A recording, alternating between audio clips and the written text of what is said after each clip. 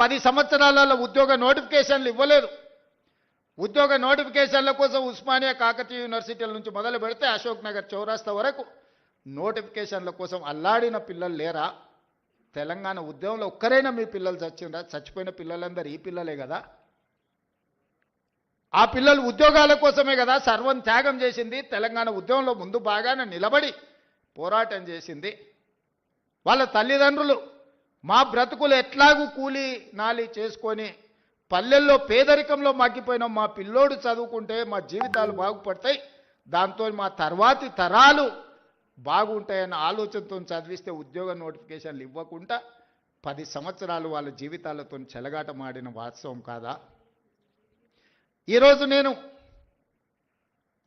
Civil సొసైటీలో పనిచేసే వాళ్ళ తరఫున వాళ్ళు నన్ను కలిసి మాట్లాడినప్పుడు 23-24 సంవత్సరాల యువకుడు పోటీ పరీక్షలకు ప్రిపేర్ అవుదామని హైదరాబాద్కు వస్తే 10 సంవత్సరాలు నోటిఫికేషన్ లేకపోతే వాడి జీవితంలో 23-24 సంవత్సరాల నుంచి 35-36 సంవత్సరాల వరకు జీవితంలో నిలదొక్కుకోకుండా, పెళ్ళి లేకుండా, కుటుంబంతో ఉండకుండా ఈరోజు వాళ్ళ జీవితాలు కాలగర్భంలో కలిసిపోతుంటే ఆ తల్లిదండ్రుల దుఃఖం అనేది కుర్చీలో ఉన్నవాడికి ఉండాలి కదా.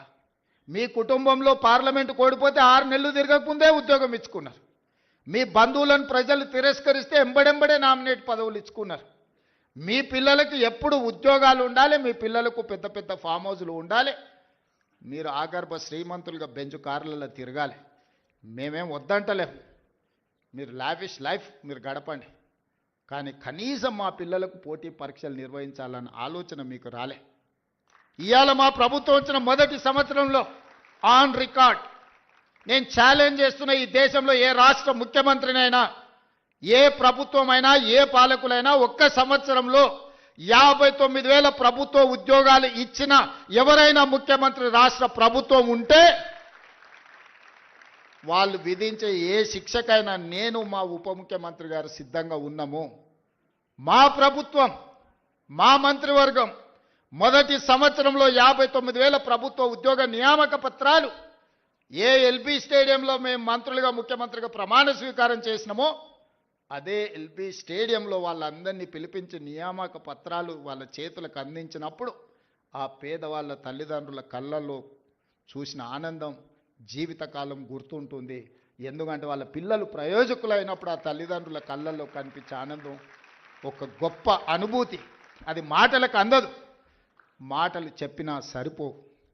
అట్లా 59,000 మందికి ఎల్బీ స్టేడియంలో మొదటి సంవత్సరంలోనే ప్రభుత్వ ఉద్యోగ నియామకాలు అందించి మాకిచ్చిన అవకాశాన్ని సద్వినియోగం చేసుకునే ప్రయత్నం చేస్తున్నాం. ప్రైవేట్ కార్పొరేట్ కంపెనీల్లో కూడా దాదాపుగా ఈ సంవత్సరన్నరలో 1,00,000 ఉద్యోగాలు లెక్కగట్టి ఈరోజు పెట్టుబడులు తెచ్చి మన చదువుకున్న పిల్లలకు ఉద్యోగాలు అందించినాం. కానీ ఇవి సరిపోవు, నాకు స్పష్టంగా తెలుసు. దాదాపుగా పబ్లిక్ సర్వీస్ కమిషన్ నమోదు చేయించుకుంటే నిరుద్యోగులు పట్టభద్రుల పైన చదువుకున్న వాళ్ళు 20 లక్షల మంది దాకా ఉన్నారు. వీళ్ళందరికీ ప్రభుత్వంలో ఉద్యోగ అవకాశాలు వస్తాయంటే రావచ్చు, రాకపోవచ్చు. కానీ ప్రభుత్వం పెట్టవలసిన పోటీ పరీక్షలు పెట్టి ఫలితాలను ప్రకటిస్తే వాళ్ళు జీవితంలో ఇంకో ఓపి ప్రయాణం చేస్తారు. పరీక్షలు పెట్టకుంటుంటే ఆ పరీక్షల కోసమే 10 సంవత్సరాలు అశోక్ నగర్లను, అమీర్పేట్ చౌరస్తాలను, దిల్సుఖ్ నగర్లను కోచింగ్ సెంటర్ల చుట్టూ తిరుక్కుంటూ యుక్త వయసు మొత్తం కాలగర్భంలో కలిసిపేసిన తర్వాత వాళ్ళు ఎందుకు ఉపయోగపడతారు? అందుకే పోటీ పరీక్షలు ఎంబడెంబడే పెడితే గత 10 సంవత్సరాలలో పరీక్షలు పెట్టట్లేదని రోడ్ల మీద ధర్నాలు చేసిన నిరుద్యోగ యువకులు ఇంత మీద పరీక్షలు పెడితే ఎట్లా కొంత వాయిదా వేయండి అని ధర్నాలు చేసిన చరిత్ర ఎప్పుడైనా ఉందా?